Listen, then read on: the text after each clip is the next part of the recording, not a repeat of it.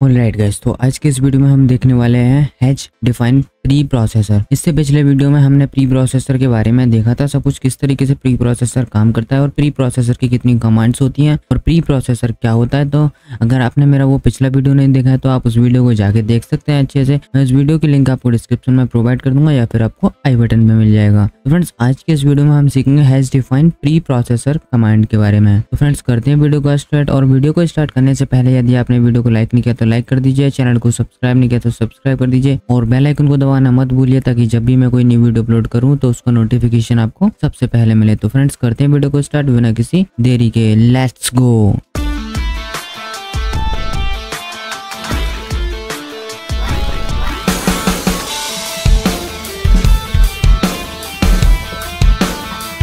The hash defined directive in C. Something about hash defined directive in C programming. इसको मैंने कुछ point by point discuss किया तो आपको मैं इन सबको अच्छे से समझा देता हूँ। अब the hash defined directive is used to define pre processor variable. ये हमारे कई कामों के लिए काम आता है। तो हमारा सबसे पहला है जो हमारा हैश डिफाइन होता है वो प्री प्रोसेसर के वेरिएबल्स को बनाने के काम आता है। हमारा दूसरा पॉइंट है the hash define preprocessor directive can be used to global replace a word with a number. इससे हम ग्लोबल वेरिएबल्स भी बना सकते हैं, जिससे जो कि मैं अभी आपको कोड आईडी के अंदर सब कुछ बना के दिखाऊंगा। वो मैंने और थोड़ा सा मैंने रिकैप पिछले वीडियोस में भी करा दिया है हैश डिफाइन का, तो आप वो भी वीडियो देख सकते हैं। और अगर आप अच्छे से समझना चाहते हैं तो इस वीडियो में एंड तक बनी रहिए। अभी मैं कोड आईडी के अंदर जाके इसका सब कुछ दिखाऊंगा करके, कोड करके एकदम। हमारा थर्ड पॉइंट है it act as if an editor did a global search and replace edit of the file. अब नेक्स्ट स्लाइड पे चलते हैं। हमारे नेक्स्ट स्लाइड में है hash define debugging. Hash define debugging के लिए भी यूज होता है। हैश डिफाइन से डीबगिंग किस तरीके से की जाती है।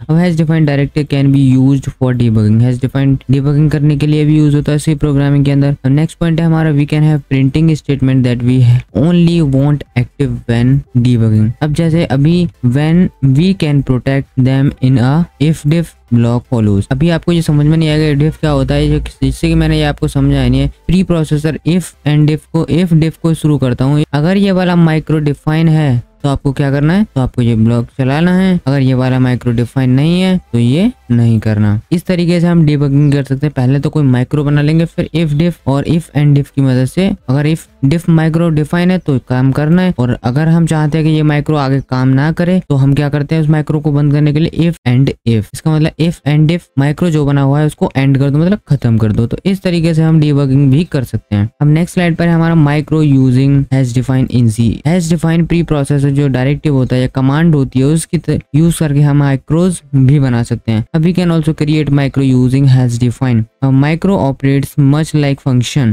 जैसे हम फंक्शन बनाते हैं तो फंक्शन कॉल होता है, बहुत सारे प्रोसेस होते हैं। इसमें हम पहले ही बता देते हैं, कंपाइल होने से पहले ही सारे काम हो जाते हैं अगर हम इसको अगर माइक्रो या फंक्शंस वगैरह बनाते हैं। They are expanded in place and are generally faster than function. ये फंक्शन से थोड़े फास्ट होते हैं। अब लाइक किस तरीके से हम डिफाइन करते हैं, पहला हम माइक्रो इस तरीके से बना सकते हैं हैश डिफाइन पाई, जिसकी वैल्यू हम कर देंगे 3.14। जब भी हम पाई का यूज करेंगे या पाई को प्रिंट करने की कोशिश करेंगे तो हमारा क्या प्रिंट होगा, 3.14। हमारा नेक्स्ट है हैश डिफाइन यहाँ पे स्पेलिंग गलत हो गई है, यहाँ पे आप सही कर लेना, एफ रहेगा यहाँ पे डिफाइन। और हम फंक्शन किस तरीके से बनाते हैं इसमें, मतलब माइक्रोज किस तरीके से बनाते हैं जो एज अ फंक्शन ट्रीट करते हैं। यहाँ पे एक स्क्वायर टाइप का नाम दिया, उसके अंदर एक्स ले लिया और यहाँ पर एक्स है वहां पे क्या हो जाएगा हमारा एक्स इंटू एक्स।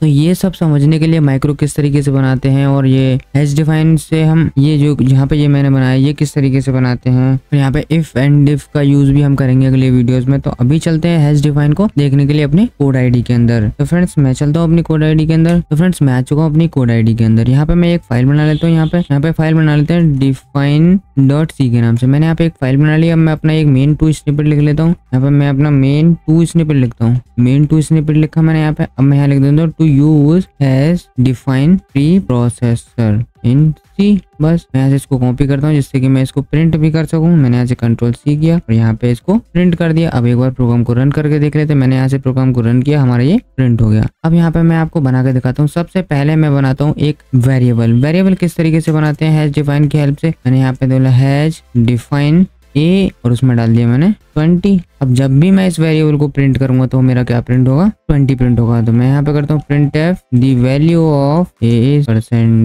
%d/n और यहाँ पे कॉमा लगा के मैंने दे दिया ए। अब जब भी मैं इसको प्रिंट करूंगा तो मेरा क्या प्रिंट होगा, 20 प्रिंट होगा। मैंने यहाँ से इसको रन किया, एरर आ रही है। एरर क्या आ रही है, हम जब भी हैश डिफाइन की मदद से वेरिएबल बनाते हैं तो वहाँ पे ये सेमीकोलन नहीं लगाते, तो इसीलिए ये एरर आ रही है। अब मैं इसको रन करता हूँ, मैंने रन किया, हमारा जो प्रिंट हो गया। अब मैं बताता हूँ कि हैश डिफाइन की मदद से ये जो माइक्रोज है वो किस तरीके से बनाते हैं। अब हैश डिफाइन लिखा मैंने और पाई, और यहाँ पे मैंने ले लिया पाई की वैल्यू 3.14 माइक्रो डिफाइन कर दिया। इस तरीके से हम माइक्रो भी डिफाइन कर सकते हैं। एक और माइक्रो बनाता हूँ जो कि पहले से जिसको इंटीजर बोला जाता है वो हम उसको इन बोलेंगे। तो मैंने यहाँ पे लिखा हैश डिफाइन इन। जब भी मैं टाइप करूँ तो क्या उसका क्या मतलब होना चाहिए, इंट। तो मैंने यहाँ से इंट लिखा यहाँ पर। अब मैं यहाँ से बोलता हूँ इसको इन टाइप का एक वेरिएबल बना दो बी, उसमें डाल दो 10। अब जब भी मैं इसको प्रिंट करूंगा वैल्यू को, बी की को, the value of B is %d/n और कॉमा बी। तो यहाँ पे क्या प्रिंट होगा हमारा, बी की वैल्यू क्या होगी 10। और देखो मैंने यहाँ पे इन लिखा हुआ है तो बी की वैल्यू 10 होगी। इस तरीके से अभी हम माइक्रोस बना सकते हैं। अब फंक्शन किस तरीके से बनाते हैं, फंक्शन वाला माइक्रो किस तरीके से बनाते हैं उसको भी मैं देख लेते हैं। यहाँ से हैश डिफाइन लिखा मैंने यहाँ से, और मैं एक स्क्वायर फंक्शन बनाता हूँ, स्क्वायर, और जिसको मैंने बनाया एक RADI, जिसके अंदर मैंने रेडियस पास की, और रेडियस का मतलब क्या हो जाएगा R/R। ये मैंने